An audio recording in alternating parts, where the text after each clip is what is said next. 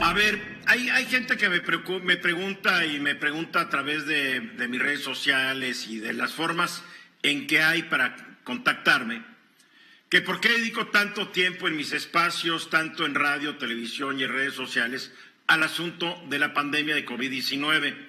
Y les digo, porque no hay asunto hoy que afecte más nuestras vidas que esta nueva enfermedad que desde el 11 de enero del año pasado han padecido poco más de 107 millones de personas alrededor del mundo y que ha matado a 2.4 millones de personas, esta pandemia del COVID. Pero además, entre el 10 y el 15% de las personas que enfermaron, estamos hablando entre 11 y 16 millones de personas, seguirán padeciendo de uno o varios de los efectos secundarios de la enfermedad.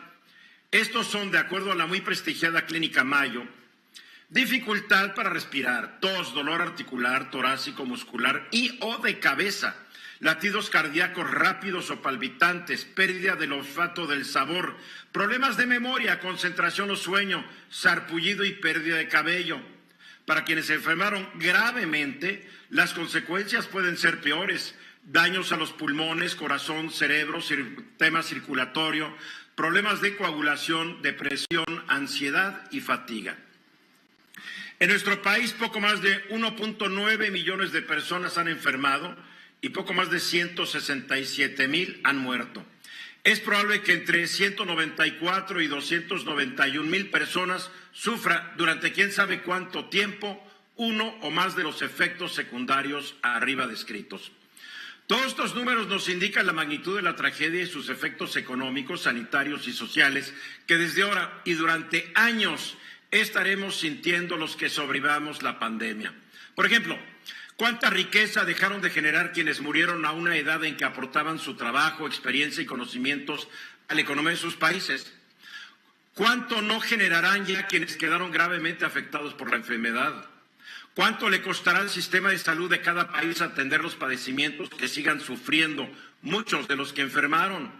¿Cuántas familias sufrirán una baja importante en su calidad de vida por la muerte o incapacidad de querer a su sostén? Otro efecto a largo plazo de la pandemia es el aumento en el número de pobres. En México esta situación de por sí es crítica. De acuerdo con el INEGI, el Producto Interno Bruto cayó 8,5% el año pasado, la mayor caída registrada desde 1932, y se supone, los analistas dicen, que en 2021 crecerá entre un 4 y 5%. El desplome del PIB generó entre 10 y 12 millones de nuevos pobres el año pasado, según cálculos de BBVA. En 2018, de acuerdo con el Coneval, 61 millones de personas, el 49% de la población, tenían un ingreso menor a la línea de pobreza por ingresos y otros 21 millones, otro 17% de la población, inferior a la línea de pobreza extrema. Si de por sí la lucha contra la pobreza fracasó hace años, ¿qué le espera a los aproximadamente 93 millones de pobres y extremadamente pobres que hay ahora? ¿Cómo van a sobrevivir? ¿Cuántos de ellos se incorporarán a la economía informal debido a la raquítica generación de empleos bien pagados o a la falta de preparación de la mayoría de los mexicanos? ¿Cuántos decidirán el camino a seguir? El camino a seguir es sumarse a la delincuencia, organizada o desorganizada. ¿Qué tanto aumentarán los peligros en las ciudades y el campo mexicanos? Esas son algunas de las consecuencias de lo que para mí es el problema que más afecta hoy nuestras vidas. Hugo Páez. Oye, Eduardo, pero también yo creo que esto tiene una gran enseñanza, porque a pesar de que estamos en el mejor momento tecnológico de la humanidad, este tipo de tragedias globales antes realmente nada más se suscribían a un territorio. Ahora con la globalización van a ser mundiales. Entonces, sí deben de reforzarse organismos como la Organización Mundial de la Salud, pero también cada país. Estamos sufriendo ahorita lo que no tuvimos, lo que no tenemos de tecnología, lo que no tenemos de previsión de salud bien desarrollada.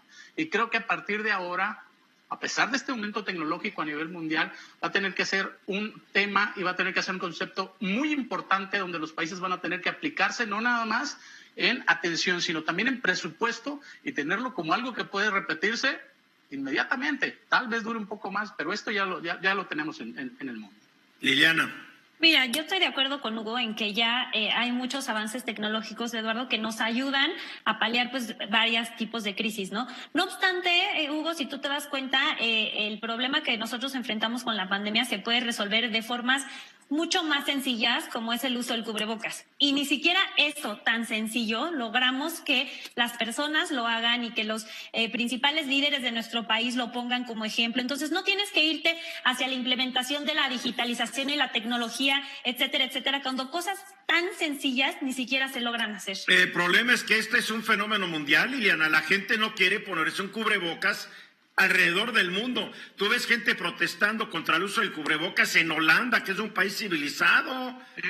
Digo, hay algo, se politizó demasiado el cubrebocas. Ahí está el problema, gracias a los populistas que gobiernan en tantos lados. Ramsés. Una pregunta. A ver, ahorita nos están diciendo que vamos a tener acceso a las primeras 2 vacunas. Después, ¿cuántas vacunas más vamos a poder tener acceso? Porque depende cuánto dinero va a tener cada uno de los gobiernos. Entonces, en función de esto, creo que también se tiene que hacer una investigación si es posible combatir el virus con medicamentos. Porque la pregunta es, ¿cuántas vacunas vas a tener que ponerte después de esto? Entonces, la pregunta es, ¿el gobierno o los gobiernos tendrán contemplado solo poner una dosis inicial y después el individuo tendrá que buscar, o cómo va a ser la política? En México la política está muy clara, todo el mundo va a tener una vacuna de acuerdo a lo que ha dicho el presidente. El problema es que yo no veo cuándo vamos a tener todos una vacuna, porque ya se anunció que Pfizer nos va a volver a empezar a mandar 450,000 tantas vacunas cada semana, pero entonces son 2 millones de vacunas en un mes, 24 millones de dosis, en un año, que se traducen en 12 millones de vacunas completas. O sea, no le veo claro todavía. No comparto el optimismo, ni la fe, ni la esperanza que tiene el presidente, porque yo me baso en datos y en números, no en mis buenas intenciones. Álvaro. Yo creo, Eduardo, que lo que nos estamos enfrentando es el colapso en gran medida de los modelos comerciales, los modelos de gobierno y los modelos de comunicación que rigieron hasta ahorita. Y lo que veremos es una nueva generación que en gran medida se comportará mucho como la Grand Silent Generation, como los Baby Boomers, como todas estas generaciones que tuvieron una gran crisis antes de ellos que los impulsó hacia adelante. Nosotros, desafortunado o afortunadamente, no seremos de ellos. Pero los más jóvenes, los que lo están viviendo ahorita, los que tienen 16 años, arrancan su vida con una gran crisis detrás. Y esto como que hará replantear el mundo, nos guste o no. Esto, hay mucha gente que lo sacude, pero estamos viviendo una suerte de edad media, Eduardo. No hay que... Bueno, y esto va a durar, las repercusiones van a durar décadas, como tú lo dices, Álvaro, décadas. Y el mundo se va a tardar mucho en recuperar, mucho tiempo.